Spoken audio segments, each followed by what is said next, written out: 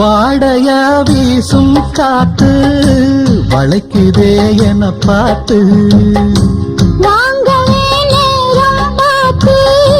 வந்து என்ன காப்பாத்து